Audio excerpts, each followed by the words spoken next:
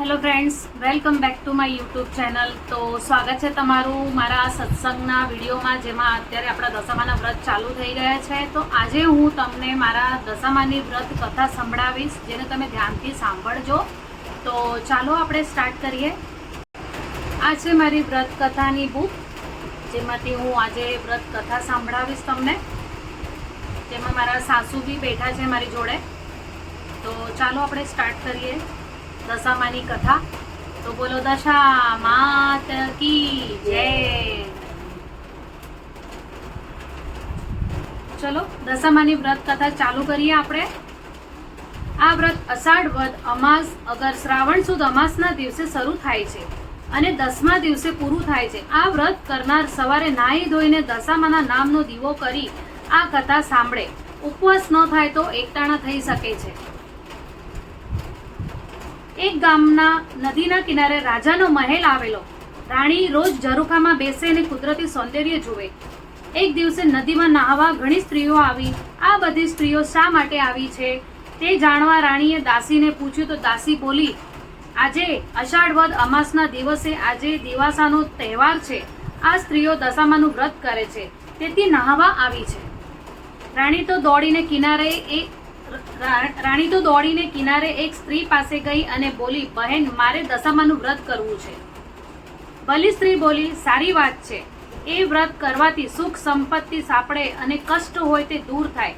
અષાઢ વદ અમાસ એટલે દિવાસાનો દિવસ. સવારે નાહી ધોઈને દશામાની કથા કહેવી, સાંભળવી. પવિત્ર જગ્યામાં દશામાનું નામ લઈ કળશ સ્થાપવો. પછી 10 શેરનો દોરો લઈ 10 ગાંઠો વાળવી. તેને કંકુ લગાડીને હાથે અથવા કળશે બાંધી લેવો. જે આપણે કળશ પર જે દોરો, આપણે 10 શેરનો દોરો જે આપણે લઈએ છીએ, એને આપણે કળશ પર બાંધી શકીએ છીએ, યા તો પછી તમે હાથ ઉપર બાંધી શકો. તો એટલું તમારે ધ્યાન રાખવું. કળશ પર બાંધી દેવાનો. કળશનું પૂજન કરી દશામાની ભક્તિ કરવાની. વ્રત કરનારે 10 દિવસ સુધી નકોરડા ઉપવાસ કરવા પડે. એકટાણું કરે તો પણ ચાલે. 5 વર્ષ સુધી આ વ્રત કરવાને શ્રદ્ધા મુજબ ફળ મળે છે. વ્રતનો મહિમા એટલો બધો છે કે કહેતા પાર ન આવે. રાણી મહેલે ગઈ અને રાજાને વાત કરી. રાજા બોલ્યો, વ્રત કરવાથી ફાયદો શું? રાણી કહે, મન પવિત્ર થાય ને તન નિરોગી રહે. દુખિયાને ધન મળે ને વાંજિયાને પુત્રનું ફળ મળે. રાજા કહે, આપણી પાસે તો વિપુલ ધન છે, એમાં તને શું ઉપણ દેખાય કે વ્રત કરવા તૈયાર થઈ ગઈ છે? રાજાના અભિમાની વચનથી રાણીને બહુ જ દુઃખ થયું. તેણે તો રાજા સાથે રીસામણા લીધા. આખો દિવસ ભૂખ્યા પેટે દશામાની ભક્તિ કર્યા કરી. રાજાએ દશામાની અવગણના કરી. તેની દશામાના કોપની રાજાનું રાજ્ય ખેદા મેદાન થઈ ગયું. બાકી રહ્યું તે દુશ્મન રાજા રાજ્ય પર ચડી આવ્યો. એટલે રાજા રાણી બેસી 2 કુંવરોને લઈ પહેરે લુગડે ચાલી નીકળ્યા. થોડુંક ચાલ્યા બાદ રાજબાગ આવ્યો. તેમાં બધા વિશ્રાંતિ ખાવા બેઠા. તે બાગમાં લીલા ઝાડ ભડભડતા સળગવા લાગ્યા. રાણી સમજી ગઈ કે આ માટી દશાનું પરિણામ છે. રાજાને પણ એવું લાગ્યું. પછી તેઓ ત્યાંથી આગળ વધ્યા. રસ્તામાં રાણીની સહેલીનું ગામ આવ્યું. ત્યાં રાણીએ ખાવા આપવા કહ્યું. ત્યારે છણકા કરીને તે બોલી, જા હવે અહીંયા છેક આવી સુધી રોટલીની ભીખ માંગતા આવતા લાજ નથી આવતી? રાજા રાણી દેવને દોષ દેતા આગળ ચાલ્યા. કુંવરો ભૂખે તરસે વ્યાકુળ થઈ રહ્યા હતા. એવામાં એક વાવ આવી અને બધા તેમાં પાણી પીવા ઉતર્યા. પરંતુ પગથિયા એવા લીસા હતા કે બંને કુંવરો લપસીને વાવમાં અથંગમાં જળમાં ડૂબી ગયા. રાજા રાણી રડવા લાગ્યા. તેમણે પોતાના દશાનો દોષ કાઢ્યો. કલ્પાત કરતા તેઓ આગળ ચાલી નીકળ્યા. રસ્તામાં રાજા રાણી રડવા લાગ્યા. તેમણે પોતાની દશાનો દોષ કાઢ્યો. કલ્પાત કરતા તેઓ આગળ ચાલી નીકળ્યા. રસ્તામાં રાજાની બહેનનું ગામ આવ્યું. રાજાને મનમાં થયું કે બહેનને મેં વારે તહેવારે ખૂબ જ કપડાં દાગીના આપ્યા છે, તો તે જરૂર દુઃખમાં આશ્રય આપશે. રાજાએ ગામના પાદરે એક ગોવાળ સાથે બહેનને ઘેર પોતાના આગમનના ખબર કહેવાયા. બહેને સંદેશો સાંભળ્યો. તેણે બડબડ કરીને થોડીક સુખડી માટલીમાં ભરી તેના પર કોડિયું કાઢી ચંદન હાર મૂક્યો. પછી લુગડાના કટકા વડે માટલીનું મોઢું બાંધી તે માટલી પેલા ગોવાળને આપીને કહ્યું કે હે ગોવાળ, મારા ભાઈ ભોજાઈને આ બધું આપી કહેજો કે તમારે જ્યાં જવું હોય ત્યાં જજો. રાજાએ બહેનની ભેટ સ્વીકાર કરી, પણ તેના વચનો હાડોહાડ લાગી આવ્યા હતા. રાણીએ રાજાને કહ્યું કે હે નાથ, બહેનનું હેત જોઈ લીધું ને? આ તો સુખની સગી હતી ને દુઃખમાં ભાઈ કોણ ને ભોજાઈ કોણ? જગતમાં બધા સ્વાર્થની સગાઈ છે. ગામના પાદરે આવેલ ઝાડ હેઠળ બેસી રાજાએ માટલી ઉઘાડી તો કોડિયામાં મૂકેલો ચંદનહાર વીછી થઈ ગયો હતો. રાણીએ કહ્યું, જોયું ને બહેનનું હેત?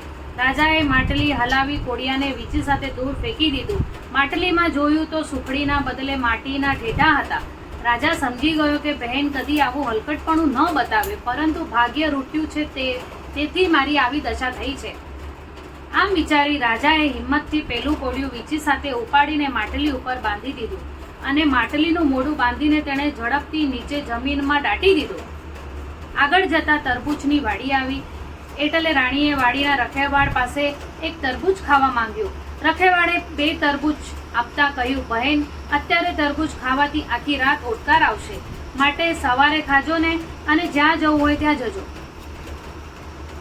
આમ કહી રખેવાળે વાડીના દરવાજા બહાર 2 ખાટલા નાખ્યા. એકમાં રાણી સૂતી અને બીજામાં રાજા સૂતો. પહેલા 2 તરબૂચ રાજાને ખાટલામાં રાખ્યા હતા. હવે બન્યું એવું કે એક પ્રદેશમાં રાજાના 2 કુંવરો શિકાર કરવા ગયેલા તે સાંજ સુધી પાછા ન ફરતા જ રાજાએ સિપાહીઓને કુંવરોની શોધ માટે દોડાવ્યા હતા. આ બાજુ રાજા રાણીના કમ ભાગ્યે ખાટલામાં રાખેલ 2 તરબૂચ એકાએક ગુમ થયેલા કુંવરોના મસ્તક બની ગયા હતા. રાજાને આ બાબતની ખબર ન પડી. સવાર પડતા પહેલા રાજાના સિપાહીઓ શોધતા શોધતા તરબૂચની વાડી આગળ આવી પહોંચ્યા. ત્યાં રાજાના ખાટલામાં ગુમ થયેલા કુંવરોના લોહીથી તરબોળ થયેલા મસ્તક જોઈ તેઓ સમજ્યા કે આ માણસે કુંવરોને મારી નાખ્યા છે.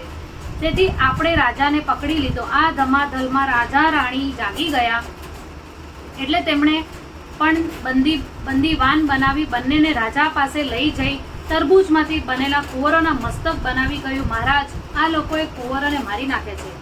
રાજાએ બંનેને કેદખાનામાં જુદી જુદી કોટડીઓમાં પૂરી દીધા.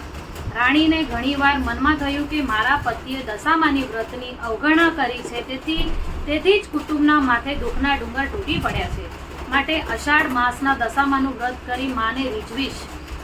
શ્રાવણ મહિનો બેસતા એક દિવસ પહેલા સ્ત્રીએ કેદખાનામાં ઉપરીને કહ્યું, ભાઈ, આવતીકાલે દિવાસો છે અને હું દિવાસાના દિવસે દશામાનું વ્રત કરું છું, માટે વ્રત કરવા દેશો તો તમારું ભલું થશે. ભલા ઉપરીએ ધર્મના કામમાં ના ન પાડી નહીં અને જોઈતી સામગ્રી લાવી આપવા વચન આપ્યું. દિવાસાના દિવસે સવારે નાહીને રાણીએ 10 શેરનો દોરો લઈને 10 ગાંઠો વાળીને કંકુ લગાડ્યું. પછી દશામાનું નામ લઈ કળશ પર સ્થાપના કરી દોરાને કળશ સાથે બાંધી દીધો. પછી કળશનું પૂજન કરી આખો દિવસ દશામાની ભક્તિ ભૂખ્યા પેટે કરી અને સૂઈ ગઈ. આવી રીતે 10 દિવસ નકોરડા ઉપવાસ કરી રાણીએ વ્રત પૂરું કર્યું. એ રાતના રાણી 10 મુઠ્ઠી ઘઉં ભરી માટીની સાંઢણી બનાવી અને સવારે નદીમાં પધરાવી દીધી.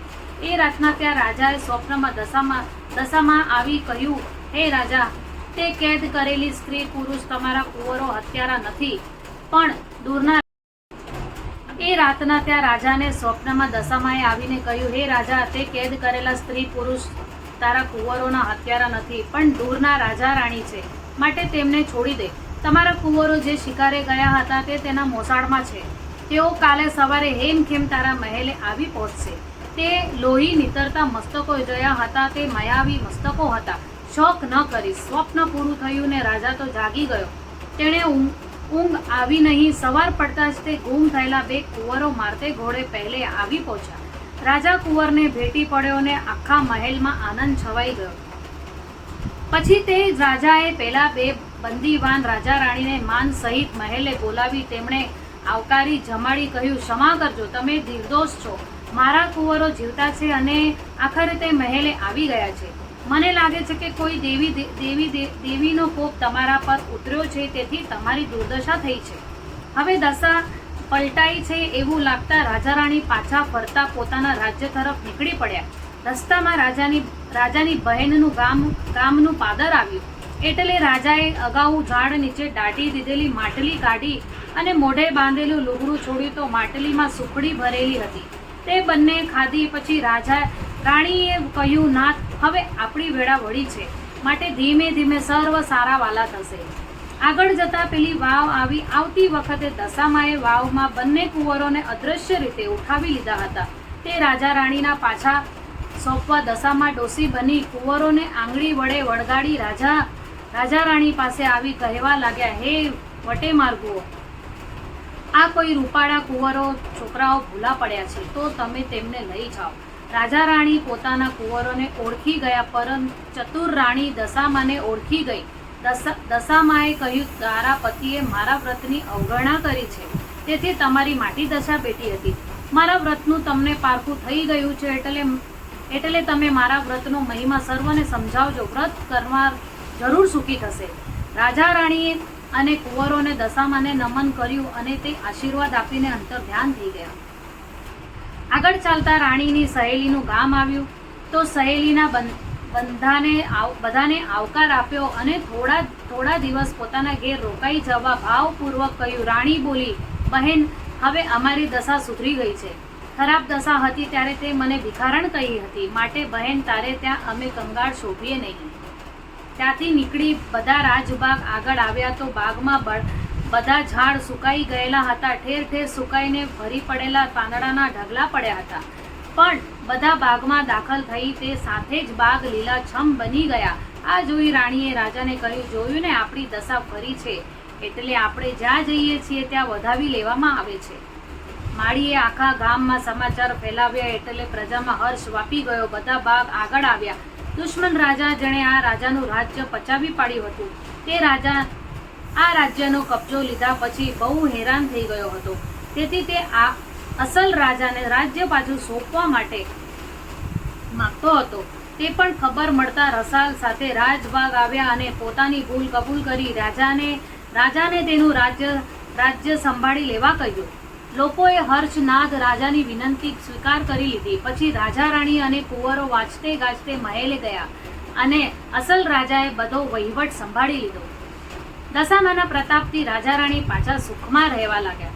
રાણી દર વર્ષે દિવાસાના દિવસે વ્રત શરૂ કરતી અને 10મા દિવસે નકોરડા ઉપવાસ કરી માટીની સાંધણી જળમાં પધરાવી વ્રતની પૂર્ણાહતિ કરતી. આવી રીતે 5 વર્ષ રાણીએ દશામાનું વ્રત કર્યું. 5 વર્ષે વ્રતની પૂર્ણાહતિ થતાં રાણીએ વ્રતનું ઉજવણું કર્યું. તેમાં ઘણા બ્રાહ્મણોને જમાડ્યા. પછી એક રૂપાની સાંડણી બનાવી રાણીએ તે ગામના મોટા પંડિતને દાનમાં આપી દીધી અને બધાના આશીર્વાદ મેળવ્યા. હે દશામાં, જેવી રીતે તમે રાજા રાણીની દશા વાળી, તેવી તમારું વ્રત કરનાર, તમારી વાર્તા સાંભળનાર અને વાર્તા સાંભળનારની દશા વાળજો અને સર્વનું કલ્યાણ કરજો. બોલો દશા માતની જય. તમને આ વાર્તા કેવી લાગી મને કમેન્ટમાં જરૂર બતાવજો. તો અત્યાર માટે આટલું જ. મળીએ આપણે નેક્સ્ટ વિડીયોમાં. અત્યાર માટે બાય બાય.